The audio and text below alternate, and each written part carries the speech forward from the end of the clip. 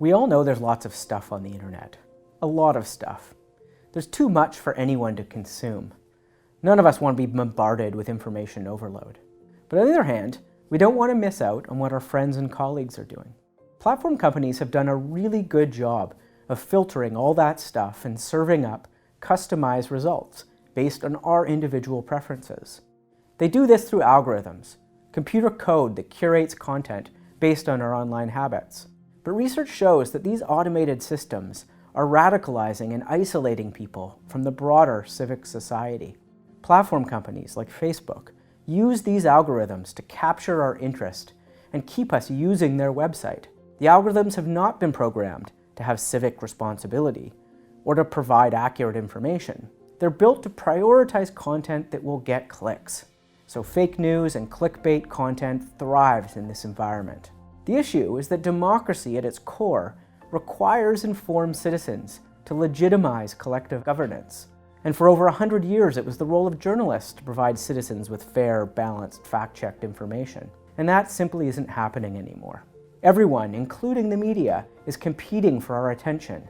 And so more and more people are reading or watching stories online that haven't been properly researched, are heavily biased and persuasive, and in many cases are just plain fake news. So how do we fix this? Well, there's no single issue solution that's going to solve this problem. Rather, we need a combination of policies that are implemented in concert across multiple agencies of the public sector. We need to tackle this issue in 3 key areas. First is how we deal with content on these platforms.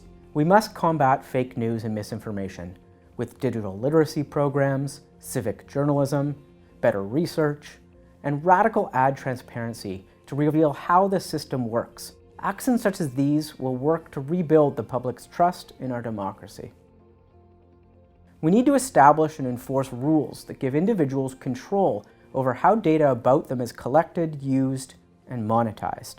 Beyond user-generated data, we need to address the algorithms and artificial intelligence systems that are the cornerstone of the platform companies' business models.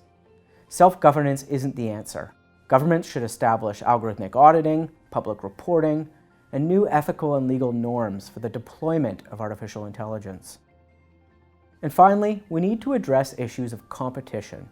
Governments are entrusted with protecting the public against the exploitation of concentrated market power, especially in information markets that sustain our democracy.